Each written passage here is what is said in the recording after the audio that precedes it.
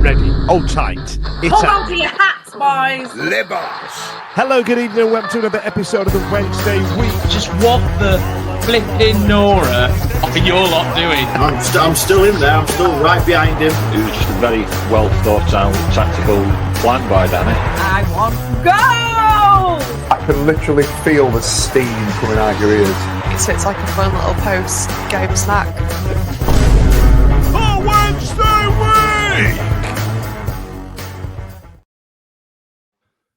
Hello and welcome to a very special episode of the Wednesday Week. Regular watchers of this show will realise a couple of years ago we started to get a few fans on to talk about their experiences with Sheffield Wednesday and, you know, how they started, how they got into it. You know, is it known as child abuse these days by getting your kids involved? But there was one man I wanted to speak to who stands out across a lot of people across our social medias.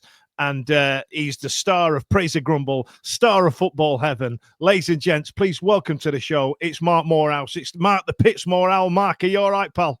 Oh, thank you, mate. Yeah, appreciate you. Thank you, mate. Nice one.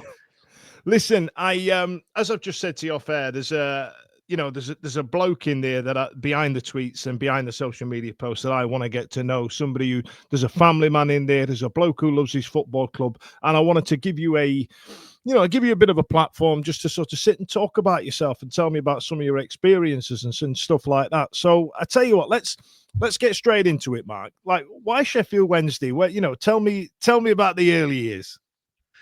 So I was raised in Manchester in this like very early 70s. Moved to Sheffield in the early 80s. My uncle was Man City. One of them was. The rest were Wednesday. But my dad were Wednesday, and he drew it into me, about my surname, were Moorhouse, we had to be proud of your name, tried to make out we were better than everybody else, and I will, as a child I was like, whatever, Dad, and then when I got older, he used to take me in Sheffield City Centre, and we used to go to a pub called the Cannon, facing the old Crown Court, we sort of a rough pub. And then I realised when my dad he were like a people's person, really large character, larger than life, and a lot of respect. And then my dad, he weren't really a dad. I'm not going to knock him here, but I've come on to tell the truth. He was more of a friend, And so like he bought me this silk scarf, what said Sheffield Wednesday in white and blue, and he said Yorkshire's #1, and it had all yellow tassels on the end of it. And I don't know, man, I just fell in love with him. Straight away. So what was? Did he take you to games then? What was your first game he took you to? Can you remember it? Yeah, he took me to two. He took me to one that were Leyton Orient, and he took me to another one that were Fulham, and my mum come as well. And I can vaguely remember, but there weren't no roof on the cop. And I remember, I think it was Fulham. We were drawing 1-1, and as we come outside, I missed the second goal. We scored, but then my mum and dad split up, and I didn't see him for about 7 years. But then that didn't really make much difference to me and my love for Wednesday. I remember I went and I had this tattoo. This is my mum and dad's grave. No causes count, all that bollocks, when I was 12 years old. So I've got an out there, and I had it done on Chesterfield Road. And like my mum, like, give me a little bit for it. My big brother, Stephen, he was sort of proud. And I was like, fucking hell. So when I was younger, I sort of looked older. I was in nightclubs at 18. And then I started to really get into him. But I didn't have much money. My family didn't have money. And I can remember going to Sellers Park, on my own. And I got the coach from Furnivall Gate.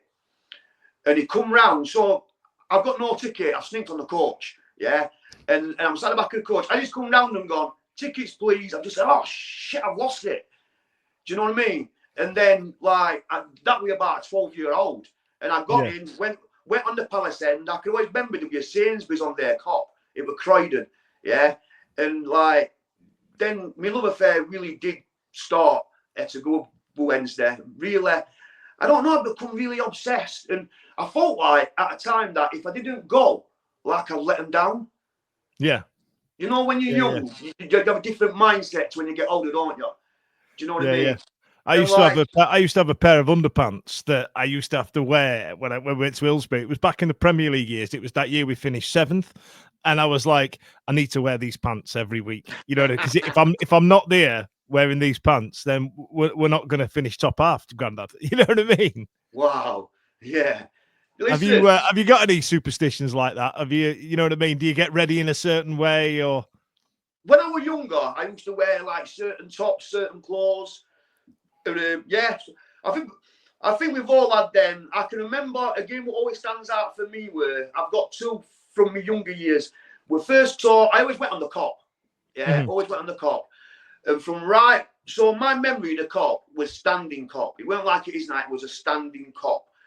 And so like when I started going properly, the team was manager Howard Wilkinson, Martin Hodge, Mel Sterling were my hero. I grown my hair like Mel. I get permed at the back. So when I run it'd bounce. Yeah. And I love Mel Sterling. So like Gary Shelton, Verade, Chapman, that were my team when I was like 10. And I remember listening when they lost semi-final at Villa Park. Yeah, I was so gutted. But I used to go to the back of the cop when it was standing. And with all the idiots when, if you look now, it's got C at back, it says C. And but my first time I ever went under cantilever was against QPR. And I remember, I think it was 87, so I'd have been 10, 11. And I can remember that Mark Chamberlain scored a great goal. And I'll never forget it. That was my first time on the cantilever. I think we beat them 7-1.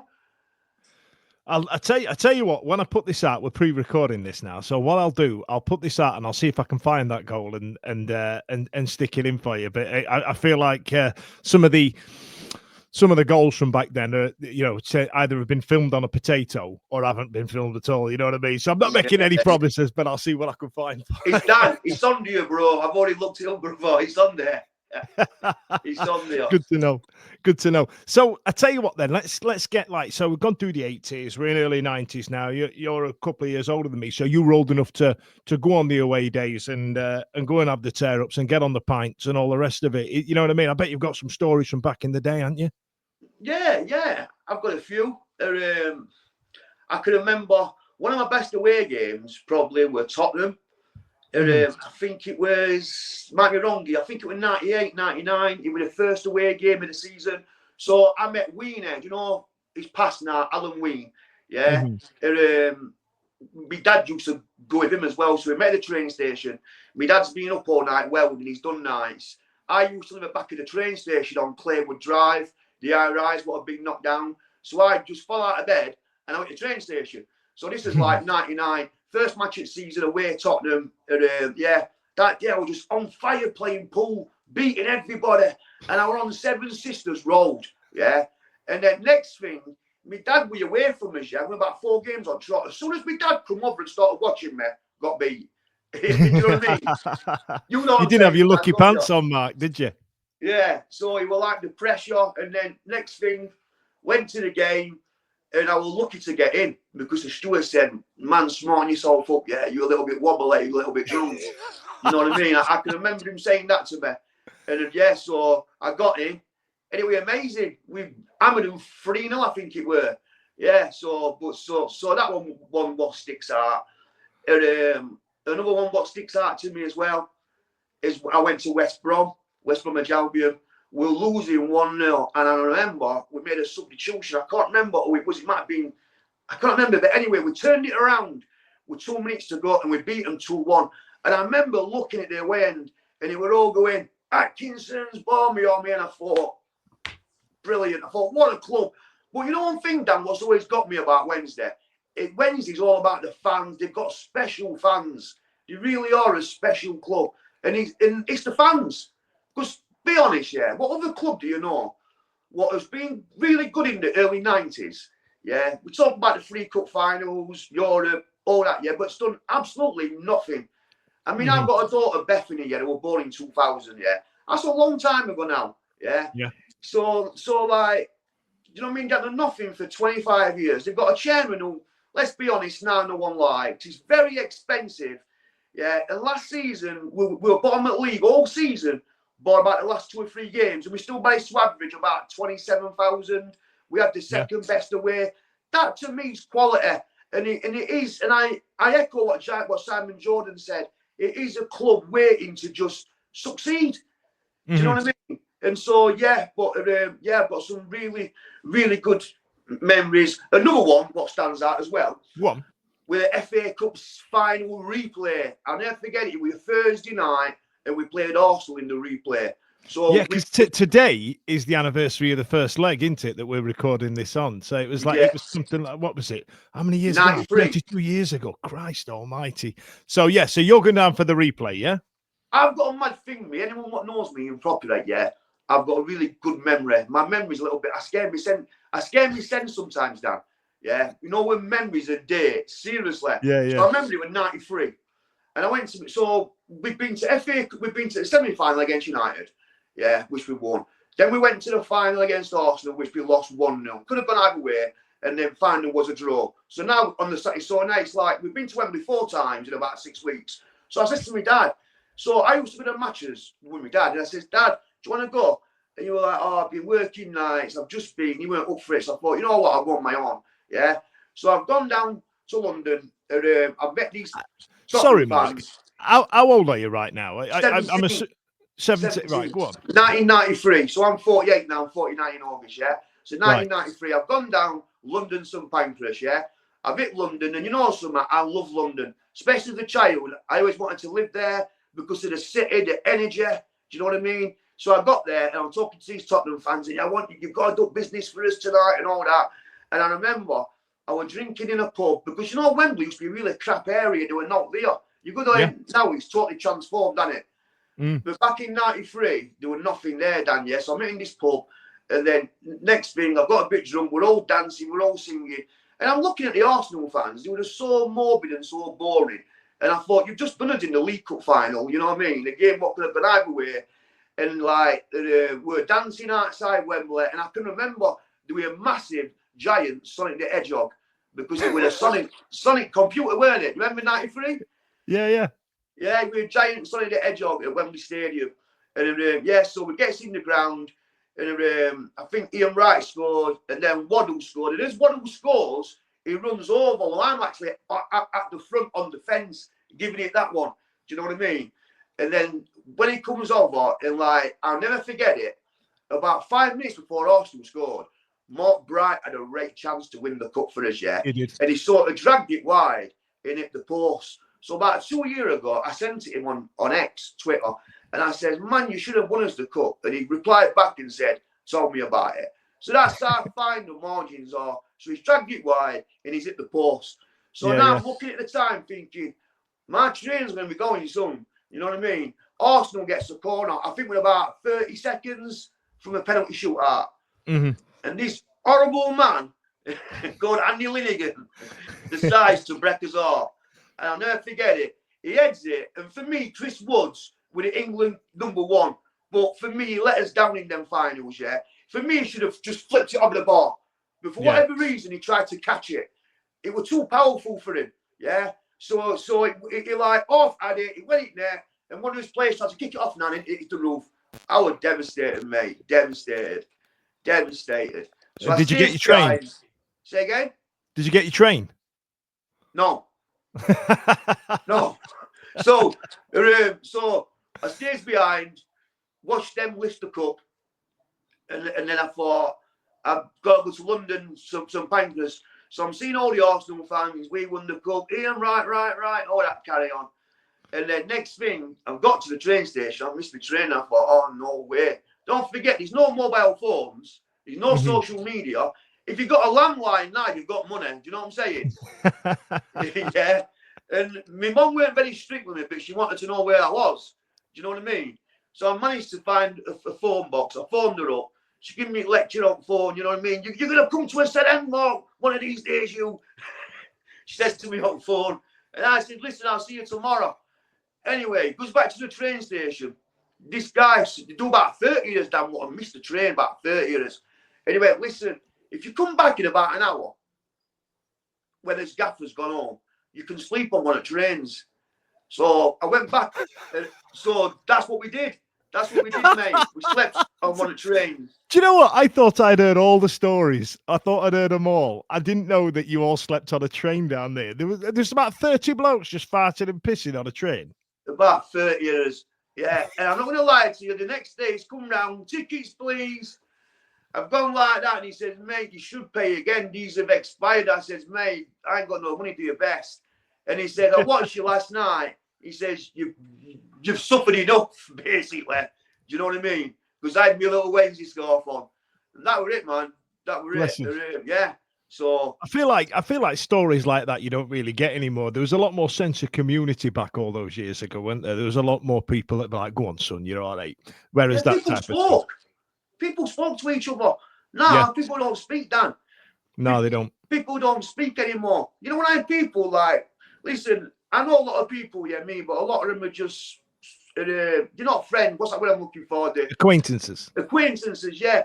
And I'm like, man, talk to me. You know what I mean? We can still talk. It's always messages, and I think it's a little bit shallow, me. It's not how I was brought up. You know what I mean? I know what you mean. We're in that weird age group where I think I've said it before, where we had like an analog childhood where it was all spit and sawdust and 70s and 80s and getting a clip round the ear. But as an adult, as you've hit your early 20s, all of a sudden we've had to have a digital adulthood. And all these things that are second nature to people, like messaging and social media, and even in your work, using computers and spreadsheets and stuff like that, are all stuff that we've had to teach ourselves as a grown-up. You know what I mean? And there's a few skills that have carried over, like talking. And I feel you're right there, Mark. I feel like society's missing something there. But it's all very cold now, isn't it? It's all very cold. It is. It's a bit transactional. I think somebody called it the other day, and I kind of like that phrase.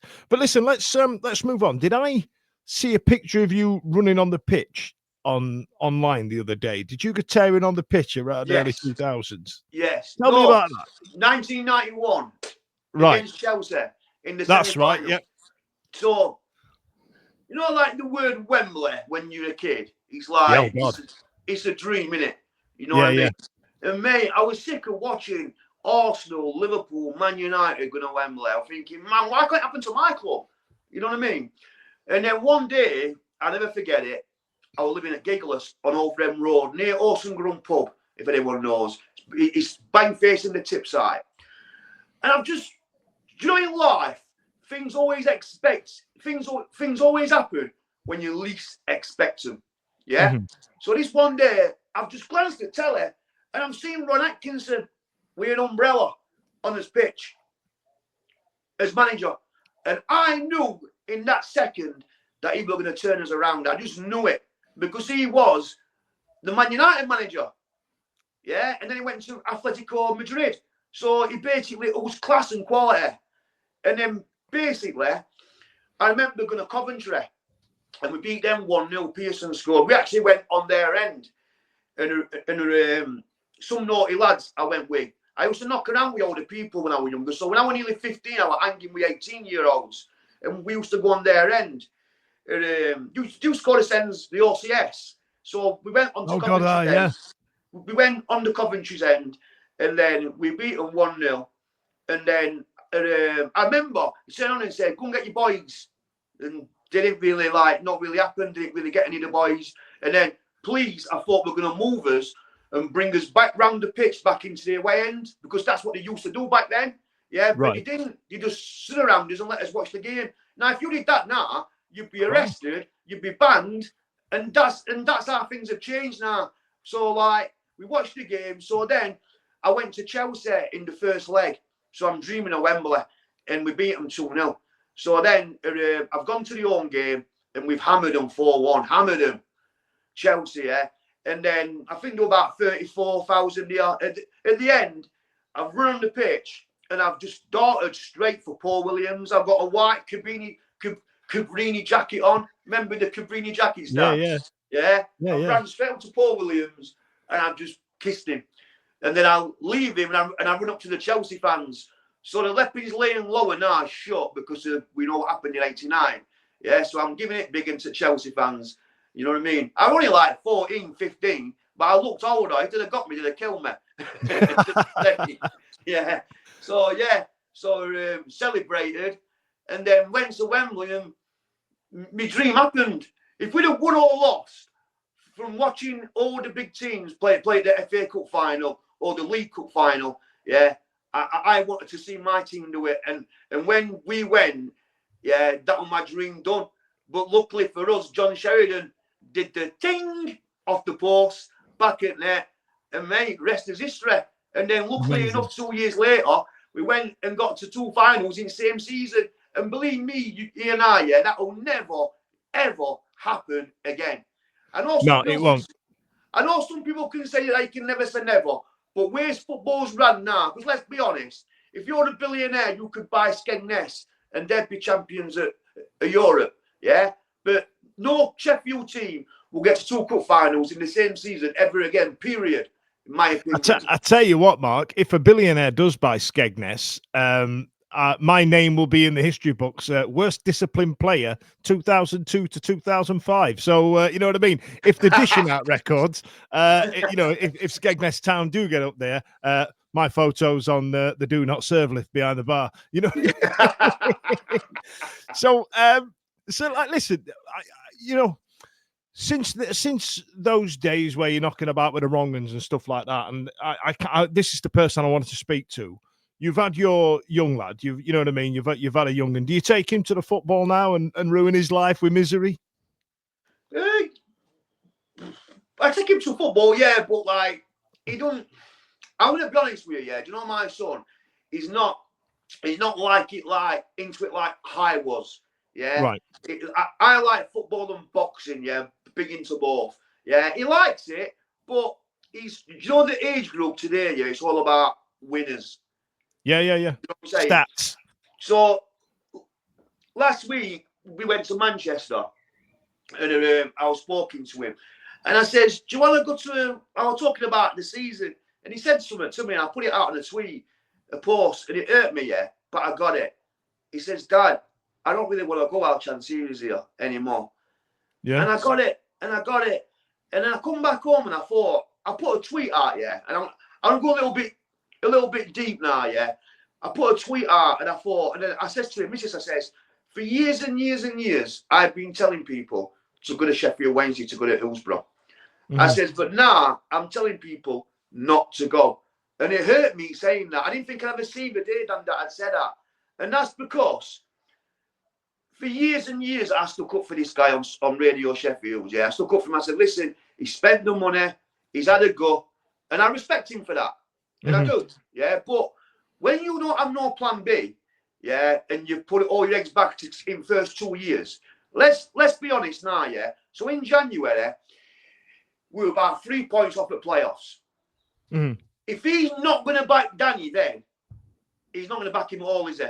Let's be honest. He's not going to back him all, is he? So he's got Danny, who he knows is a good manager. He knows that we weren't asking him to go and spend millions and millions. But then players we bought him, none of them, as far as I was concerned, were Danny's. None of them. He might have had a little say in the guy he got from Canada. Yeah. Do you know what I'm saying? Great answer. He might have had a little bit. The rest of them, they weren't Danny's signings. Yeah, in my opinion. So if he's not going to invest, and when you get in the playoffs, you've got as much chance as anybody else to get into the Premier League. Yeah, right. Mm-hmm. So and it's this what I don't understand. You're only going to get your money back through Premier League, yeah? Is he trying to fluke it?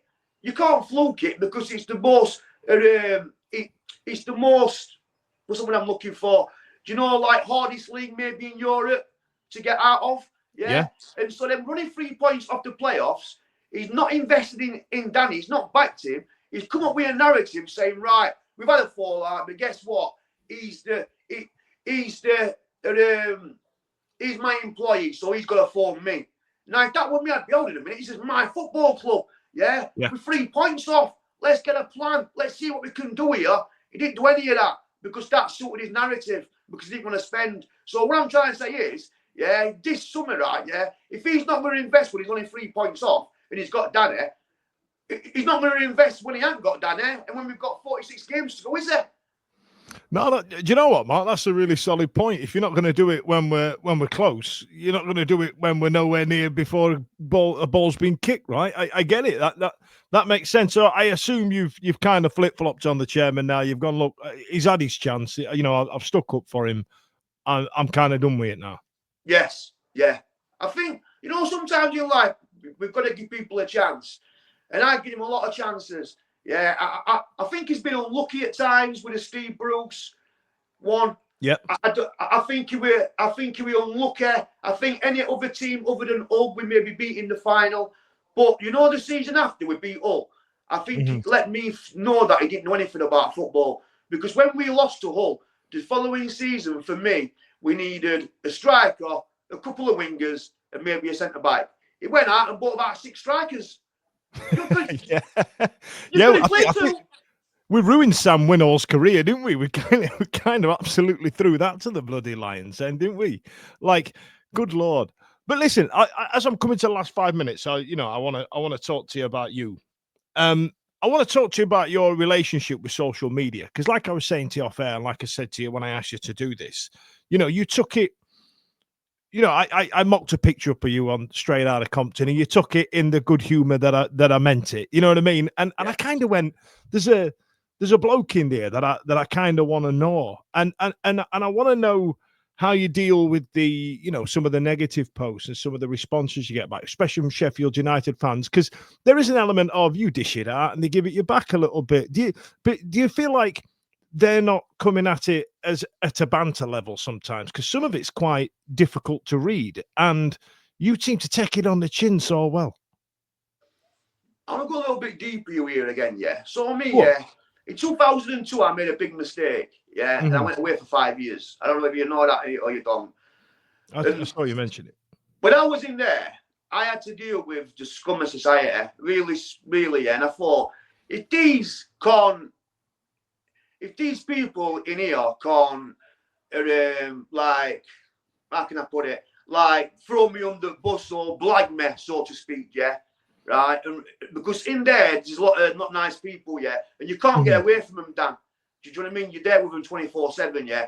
I'm not going to let some person who I don't know come into my house, yeah, and say something to me on social media and me be upset about it. I basically don't get to, you know what I'm saying? Yeah. I'm not one of these people, like, where someone says something to me and I hold it in my head. Yeah. It just don't bother me. It's just like, just comes straight off me. Do you know what I mean? But like, because you had that experience a couple of decades ago, it's kind of made you a bit thick-skinned a little bit. Yeah, you know what I mean? There's nothing that they can say to you that you've not heard before, really. That type of thing. Probably, yeah. And like, I love my kids. Like, I've got 2 daughters who I don't see, which culminated from the prison sentence. It happened a year into it, yeah. But and that were hard to deal with. One of my daughters come to see me a couple of years ago, but she was really worried about her mum finding out. Do you know what I mean? I felt really sorry for her. It was hard for her as well. Yeah, but like for my mental health, yeah, I focus on my son, and I'm very lucky that I've got my son. Yeah, and being a dad to me means everything, and that's why I once sent Steve a message, because when I see him, how he interacts with his daughter, I think that's a real man. Do you know what I mean? And I respect that. Yeah, and that's what I do. With, like, before I was incarcerated, yeah, obsessed, because my daughters were a little bit young, Chelsea and Bethany, yeah. I took them to Blackpool, to Skegness, everywhere with them. But unfortunately, things happen in life. Do you know what I mean? Yeah, but with my son, yeah, I do it with my son now. We might go, like, I take him out, I'll go trampolining with him. Do you know what I mean? Yeah, we'll just do things like that together. He loves cars. Tell you what, Mark, you're pushing 50, brother. You're not getting on trampoline yourself, are you? I do, mate. I try for him. Mate. I try for him, but he looks at me like I'm some superstar. Do you know what I mean? I'm like, son, I'm nearly 50, and he's like, oh, come on, Dad. But you know something? I tried with him. When we go to town, do you know that thing? They're building a building there called Sheffield. There's a park near the old BT building in town. So they built this big slide. And you have to crawl all the way through it. It even gets me to do that, but you know something, yeah, I make the effort, because being Mark Jr.'s dad, for me, it's a privilege. And I swear to God, I love him to bits. And he's the only person, like, our relationship's unbreakable. And that's why when I see Steve and how he reacts with his daughter, yeah, like, I've just really got a lot of respect for him. Because to me, that's a real man. I think that's the bloke I wanted to speak to today, because I don't I don't think that people give you the, I don't know, give you the respect you deserve as a committed dad that you are, and the way you speak about it, it's genuinely quite nice to hear. You know what I mean? Because we all know Mark the Pitsmoor Owl online. He's winding the Blades fans up. You know what I mean? He's running on the pitch, and you know, to talk about that like you do, I think that's I think that's something that people need to hear about and need to see that side of you a bit more. But but listen, you know what it is, yeah. Anyone can go out, Dan, yeah, and have a child. And you know what hurts me and all? I said to my missus last night, you know, when you see people, I've been watching the Diddy case, yeah, and like, no, my mum, she's not here no more, yeah, was a woman, yeah, and so like, I've always respected women, seriously, always respected women. I never hit a woman ever in my life, and like, if you don't respect a woman, I think that says a lot about you. Do you know what I mean? And I hate bullies, yeah, and I think that we should respect women more. I really do think that we should do, because everyone's mom's a woman. So why they can treat a woman in that way, to me, is disrespectful. And I think that anyone can have, like, a child, and we all make mistakes in life. I told my son that. I said, listen, I made a big mistake, yeah? I still pay for it now. Do you know what I mean? In certain quarters, and we're not seeing my other daughters, but it's the way you bounce back. Do you know what I mean? It's the way you bounce back. And it's the way you learn from it. Say again? It's the way you learn from it. Yeah, like 100%. And I've learned from it. Do you know what I mean? And like, I do all right for myself. And like, end of the day, I'm in a good place now, and I am as happy as can be. But a lot of that's down to my son. Do you know what I mean? I think being a dad's really important to me. And like, so, yeah. I tell you what, then, Mark. Let's just get deep before we wrap this up. Then, like, if you had the opportunity to go back to your 21-year-old self, your 23, 4-year-old self, and give him one piece of advice, just set a mark, just about to embark on his 20s. You know what I mean? Like, knowing what you know now and knowing the experiences you've been through, you've got one opportunity to give him one piece of advice. What would you say to him?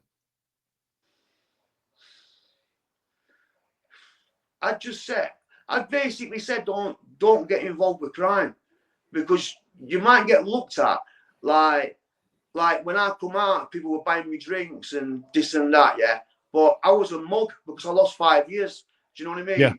Yeah. And like, people look at you for some kind of street cred, but you know, when there's them lonely nights and you've done 5 summers, 5 Christmases, and you're on your own, and your mind, you have to be strong, and like, it's not worth it. And I don't want my son to go through what I've gone through. So, like, I would just say, listen, yeah, I've told my son this, yeah. I said, I want you to do one thing for me as your dad, just one thing. Get yourself a trade.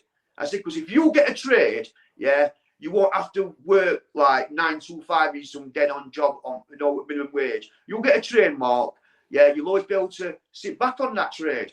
Do you know what I mean? Yeah. And that's the one thing I've asked him to do. Do you know what I mean? And he likes bricklaying. He likes electrics. And listen, but you know, my son is like me. He likes nice things. He loves cars. He loves Subarus. Do you know what I mean? So like, and I've said, don't ever think because you don't think that you might not be the brightest at school. Don't ever think that that's gonna like make any difference from when you leave school. Because I know plenty of people, yeah, that weren't clever at school, but they've smashed it in real life. Yeah. So you've got to be confident. Do you know what I'm saying? So like, I completely agree with you, Mark. That is that's what I said to my son. That's really sound advice. You know what I mean? Mark Jr., if you're watching, I'm doubling down. Your dad's dead right. He's actually spot on. Get a trade. Because I was one of the other ones, you know what I mean? I was one of the clever knobheads at school and ended up working hospitality because I thought, I'll be all right. Somebody will give me something. Somebody will pass me something along. It'll be all right. I'm a clever knobhead. And then realized when I was about 23, shit, I'm gonna have to learn to do something here. You know what I mean? You'll do all right though, mate, don't you? I do all right, you know. I live in fancy Chiswick now. The Greggs has got a sit-down area, so you know it's fancy. So listen, Mark. Before we go, tell us about going forward. Then, so are you still going to be going to Hillsborough? What's next for Mark? I want to. Do you know what it is? I want to go to Hillsborough, yeah. But at the moment, people are making a big thing about this Danny Roll thing, yeah. Right, and I look at it like this, yeah. As soon as Southampton come in for him, his head was turned. And if it had been, and if Wednesday was Southampton and they were in Championship and we had the parachute payment, he'd be wanting to come to us. Do you know what I mean? So I understand the Chancery thing. I get that, but I think we need to really, really put the pressure on Chancery. Dan, I just don't see it happening good while he's here. I once spoke to him, mate, about ticket prices, and it went straight over his head. Over his head. Tell me about speaking to the chairman. I want to know all about it. Tell me about that. Do you know when that guy we employed, Moorhouse? Yeah. He was looking at his watch. I've got to get to training ground. So I said, 2 minutes, chairman. I says, I says, this is a steel city, it's a working class city.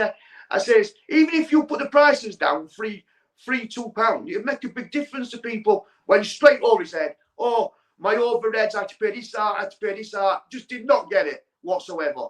It was like, you know what I mean? I may as well not have said it. Do you understand? Because he was in a total different life where his son goes on planes and he has showers on planes and all that sort of thing. He just don't get it, mate. But every time that we do good as a football club, he seems to come out and put it on a downer. But the future for me, I want us to get rid of the chairman. I think that's very important. We look at Sheffield United like they're doing well, but really they're not. Because if we were average Championship team, which we should be, we'd be looking at them thinking, you just go up, come back down, go up. But it's because how bad we are that it looks like they're doing something. Do you understand, mate? I think back in the 90s, we were a club as big as Fulham, Brentford, Brighton. We were at that level, right? We were finishing the league where they were. Bournemouth, and somehow we've gone backwards, and I don't see an end game to it. I think it's going to be. It's already been 25 bloody years. I don't know how much longer the fans are going to stick around before we go sod this and do what they did at Blackpool and just stop going. But if you look, why? It's the owners. It's the owners, mate. It's the people. It's the captain. What's in charge of the club?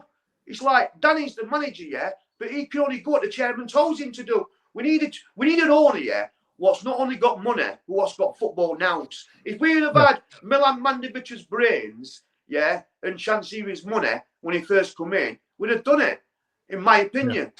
Do you know what I'm saying? So, but like now, knows how it works. Yeah, but like now, I'm a little bit scared because I'm like, how do we really get this guy out, Dan? And if I'm hoping that he's going to go in the summer. I really am. But if not, mate, I hate saying this. But I just think, well, if you're funding him, is he not going to go? I remember when I went to Leeds, there were 23,000 at Leeds. We took 3,000. I sometimes give it them on social media to wind him up, But at the end of the day, they did it because they had Ken Bates. And they stopped going to get rid of Ken Bates. And it worked. So we might have to go down that road, bro. Do you know what I mean? I think that's the only way. I think as soon as we stop turning up, I think he'll go. Because I think he sees us like shit on his shoe, if I'm honest. I think he kind of. I don't think he gives a toss about us as people, and I think, and he don't work in the same circles and don't have the same personal skills and the same experiences that like you said, Mark. We're working class people from a working class area, and 2 or 3 quid to a lot of people will make a difference. It's the same when you look at a pint of beer and a packet of fags. You know what I mean? It's that type of thing. This is stuff we're like doing.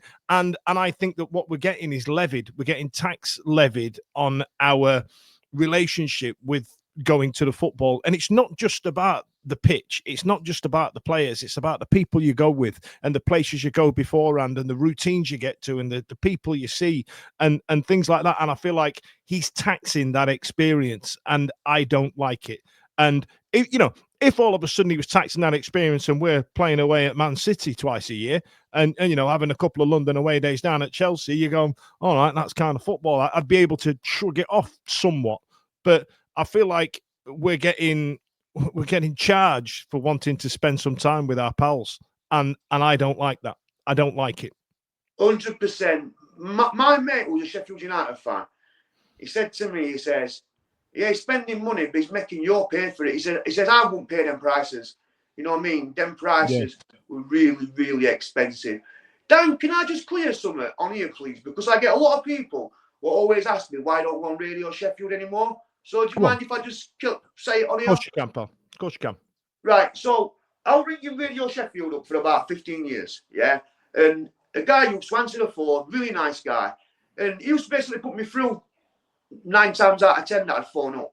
And I thought, I can't get on overtime. I understand that, yeah. And then when they wanted Tango's phone number to go on, they phoned me up. So I give them the Tango's phone number. And then next thing, they do a thing where he said, did you win this thing? And they did a camera in. And then they put a thing out, Football 11, saying, is anybody else who you want to see?